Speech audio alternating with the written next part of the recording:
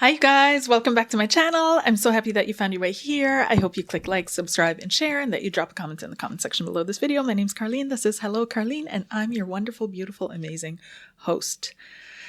Today, we are diving into this topic of reluctant psychics, or the darker side of psychic ability that nobody really tells you about.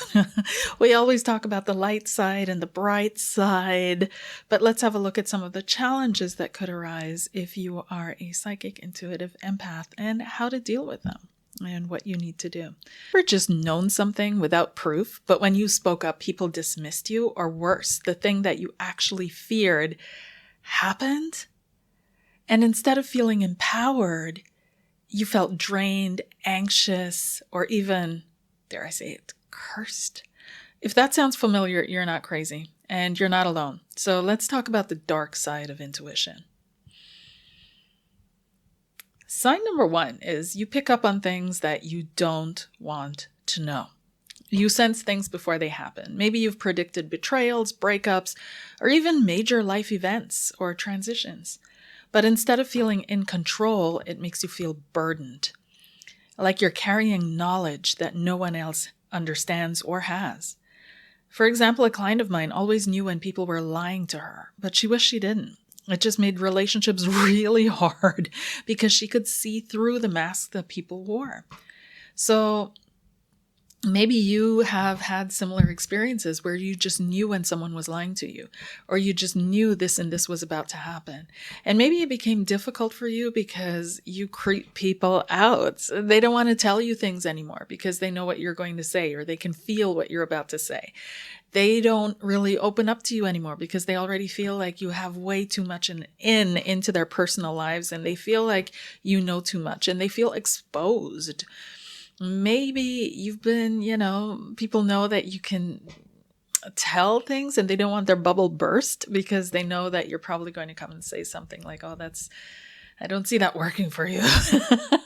So one key is you can always only focus on the positive, right? So really intentionally say to spirit, I only want to see positive things from my friends, family, and loved ones. And so that you're always, able to predict positive things. Oh, he really likes you, or you're going to get that job, go for it. And when you're like that, then it's a lot easier for people to accept your gift than when you come on and every time you say something, it's like, the drama. At some point, people don't need that shock in their lives anymore, right?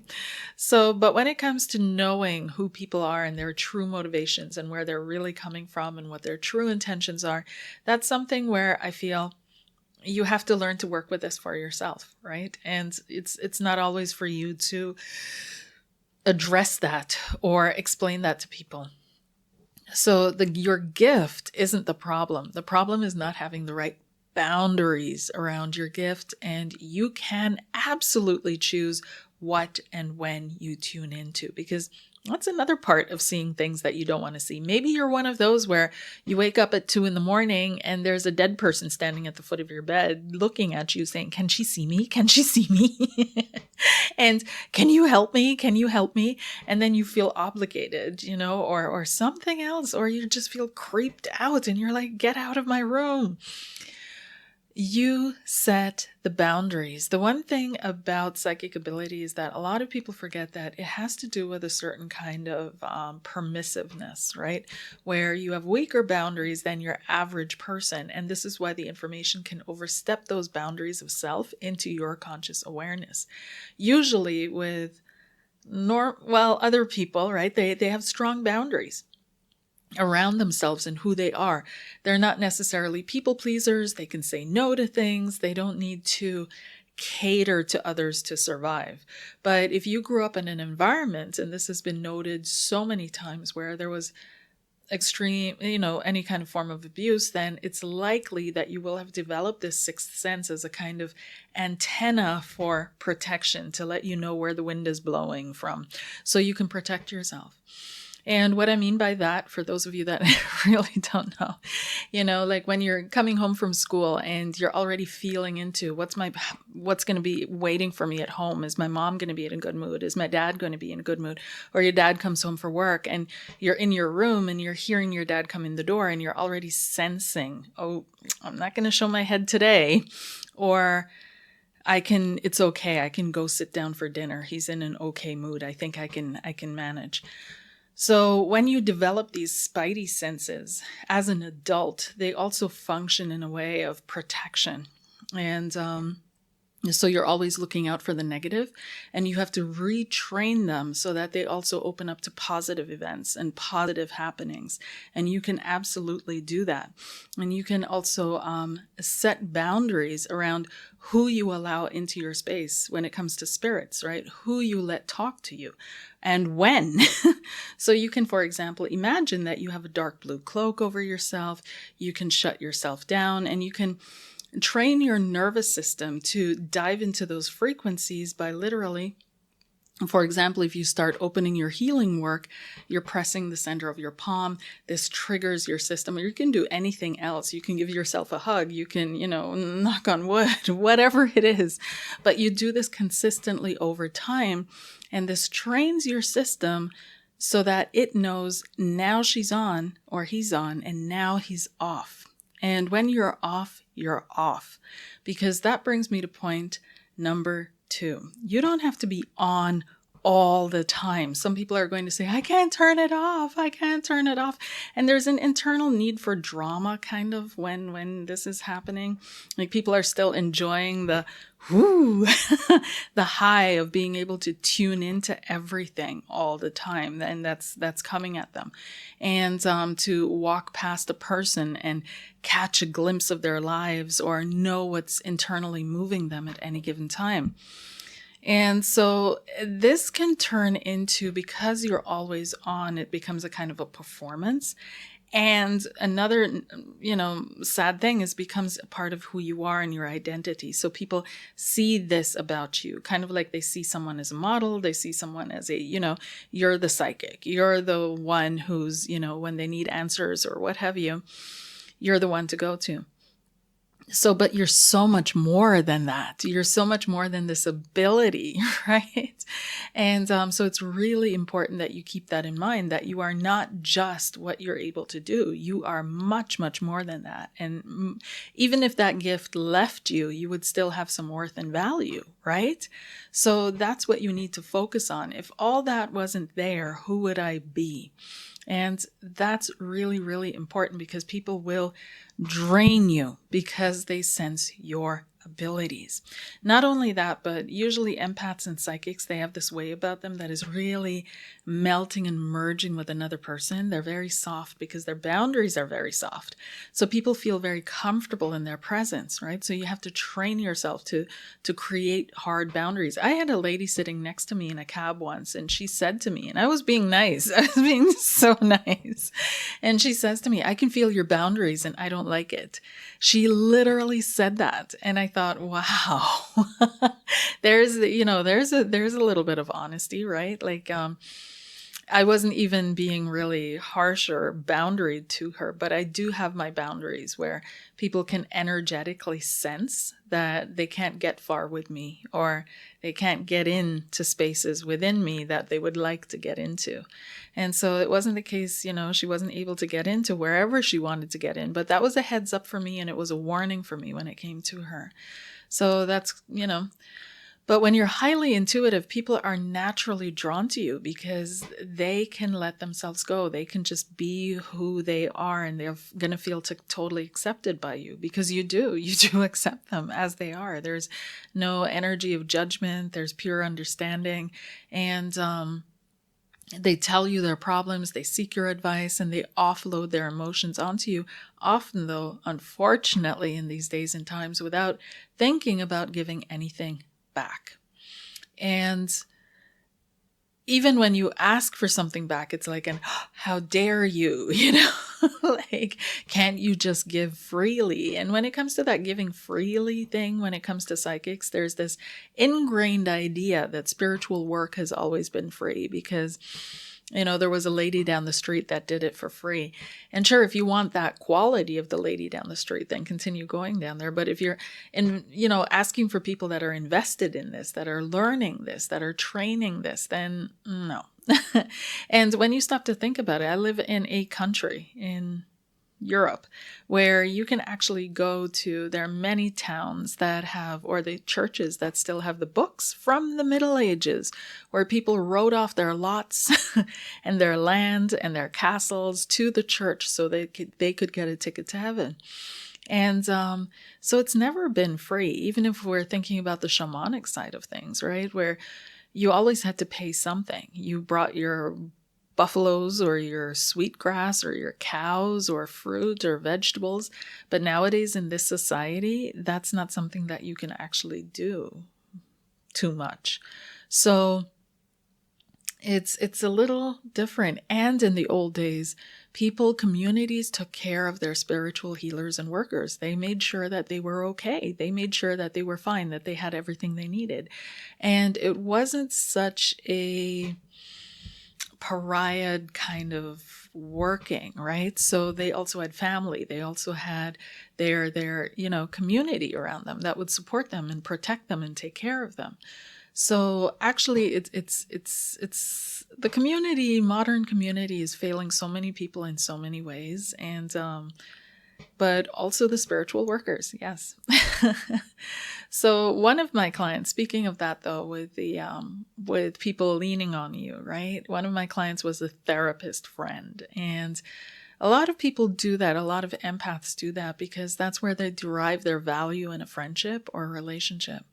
And she could always feel what others needed. And that's the thing. You can, when you feel what others need in that moment and you're able to provide it to them, oof. But at the end of the day, she was the one left alone and exhausted. And that also reminds me of one of my mentors who was a Navajo shaman. And he told me, because way back when I first started doing this work, I was doing things for free, right? Because I was unsure. I wasn't, and I kind of expected 100% of me every day, every time. And nobody can deliver that. Absolutely no one in any job whatsoever. And so he looked at me and he said, "What are you doing? Like, why are you doing this?" When I told him, he said, "Your gift is for you, your family, your immediate loved ones, and your community. Your gift was meant to hold a community together. Your gift is to support your loved ones and your family first. And you can do it for them for free. Because when you have nothing, or when you're sick and you're down and out, they're the ones that are going to give you a roof over your head, a shirt on your back, and food on your table. Everybody else is not going to do that. They're going to come, they're going to take until you're empty, and then you're going to kick you away when they can't use you anymore, walk on you, and move on to the next one. So there has to be an exchange, and the exchange with the family has already happened because they're family. But with other people that are not, they have to exchange that because otherwise they are going to suck your energy dry. And I never forgot that. And I've observed it in so many people, so many times over the years that I've been doing this work. And I always tell people, that are starting on this path, that there has to be a fair balance, right? And some people are going to be like, "Oh, well, the experience is the fair balance." Yes and no, it depends, right? So at some point you've got to start seeing yourself also as a capacity, right? As an authority in a sense in what you do, right? So in any case, you don't have to be on all the time. Setting energetic boundaries isn't selfish. It's necessary to protect your balance and your gift. And also to remind people that you're more than your gift. You're not just your gift. So people get to know you for you. What do you like? What colors do you like? What food do you like to eat? What emotions do you have? What goals do you have, right? If that's all you're basing your self-worth and identity on, it's similar to a woman who's basing her entire worth and self and identity on her looks. It's a very similar thing. So it's not who you are. It's an extension of you. It's something you can do, but it's not who you are. And so you have to remind yourself of that and others every now and then too. So internal boundaries are extremely important, but also external boundaries are extremely important. That's exactly what psychics, empaths, and intuitives are here to learn, are setting boundaries in a balanced way. Right? Because other people, they can, and they have to learn to take down those boundaries. We have to learn to put them up in a healthy, balanced way. So the third sign is you've experienced psychic burnout. And this is real, you guys. It happens when your intuition is constantly open, absorbing everything, other people's emotions, thoughts, even collective energy.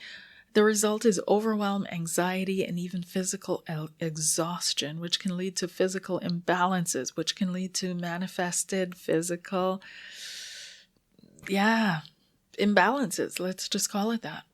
So I had a client who thought she was just stressed, but what was really happening was she was picking up on all the global shifts, the emotions of the people around her, and even the energy of the places she visited. Once she learned to control her sensitivity, though, she finally felt at peace. Rudolf Steiner spoke about this. He spoke about this I'll look it up and try to remember to post it in the description box, but if you really want to know and it's not there, please drop a comment and let me know and it'll remind me. But Rudolf Steiner, he wrote about this when he was speaking about catching colds, right? And he said that colds can be caught because you're simply thinking and talking about them and in the frequency and the vibration. So if everybody around you has caught a cold and that's all everybody's talking about and you're talking about it and you're emotionally engaging with it and you're getting all, and you're on that frequency of it, then you are guaranteed to catch a cold as well, right? So that's certainly part of it. I wouldn't say it's all of it in catching a cold, because some of you live completely on your own and don't talk about it, and every now and then you have a cold. But that's, there's always an underlying kind of energetic reason as well for these imbalances. And they're not always negative per se. But he was saying that. When you're picking up on everybody else's stuff, this is going to affect you in a certain way. And this is one of those things which can cause psychic burnout if you're constantly burning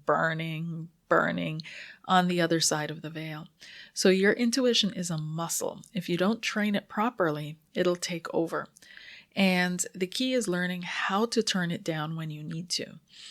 And so we need both sides of ourselves. We need our rational side, but we also need this playful, creative, intuitive side. Like, it's walking the balance that's very important. So we have to intuit in what direction we're going or what might be coming towards us, but then we make the rational decision, this is what we're going to do about it.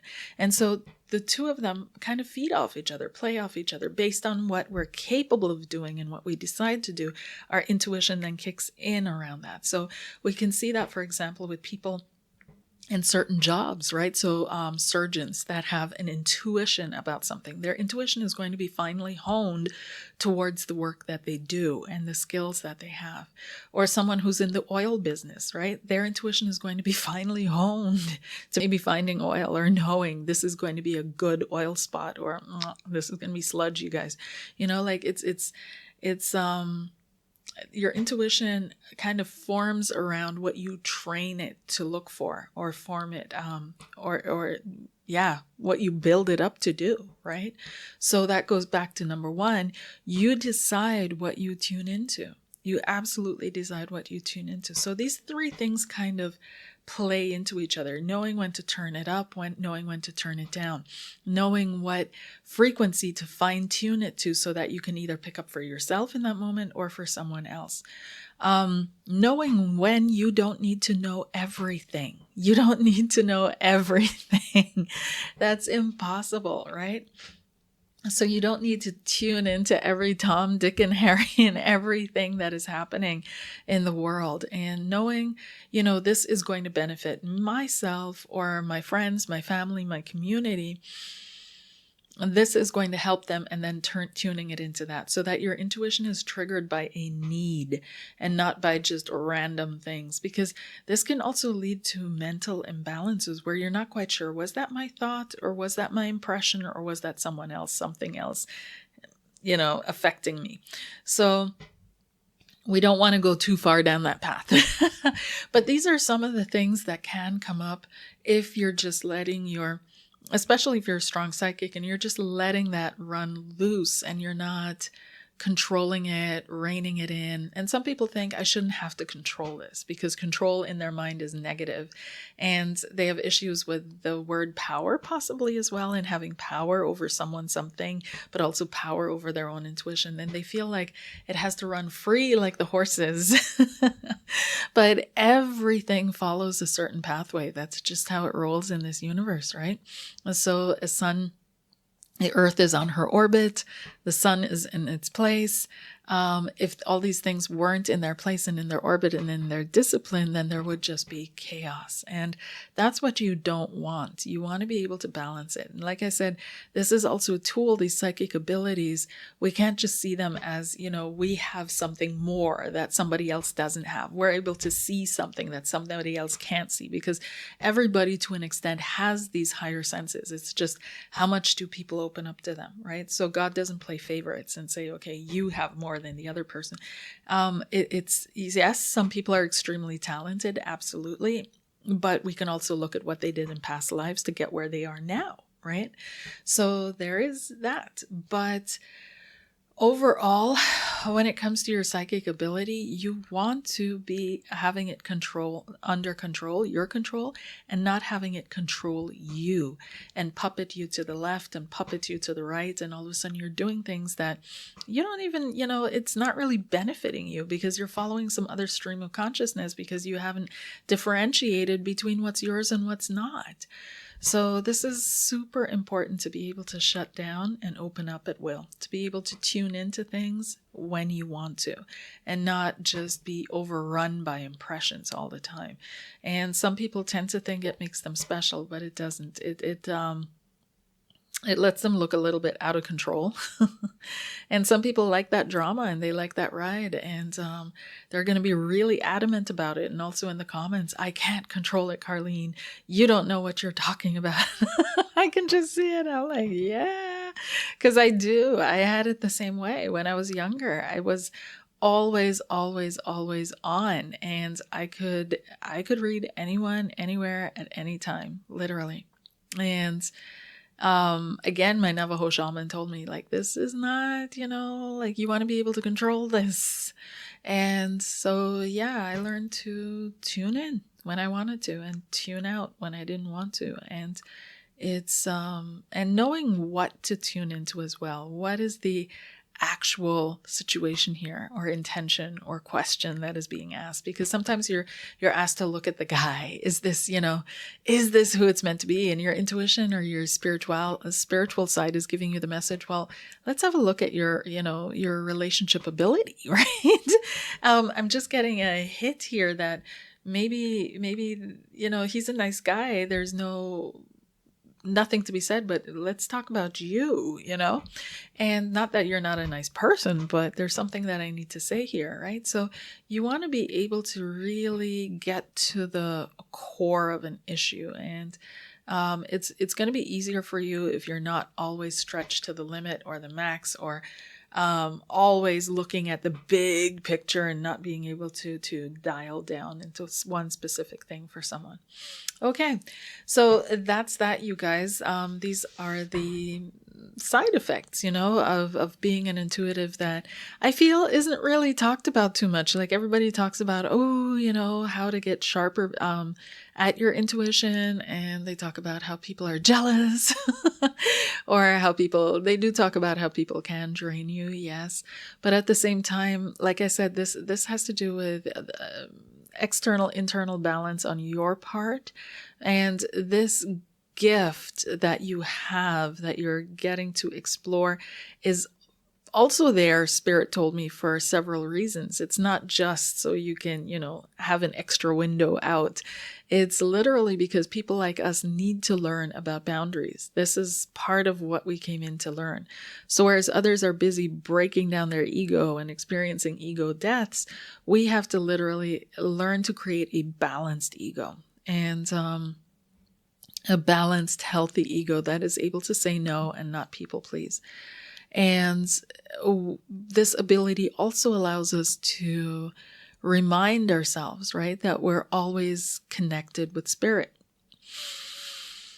And it seems like maybe we need that a little bit more than the others, right? This reassurance that we're always connected to spirit, that spirit's always there for us. And maybe we need it a little bit more. What do you think? Let me know in the comments below what your experiences have been. You guys, thanks for listening, and check out my Patreon because there's going to be a clarity circle that we're going to start. And in this clarity circle, we're going to be talking about all things psychic and doing no holds barred psychic development exercises, and just pushing the envelope, pushing things forward and see how far we get. So you can also check out the other tiers on my Patreon, see which one speaks to you. Take care, you guys. Enjoy your gifts. Bye.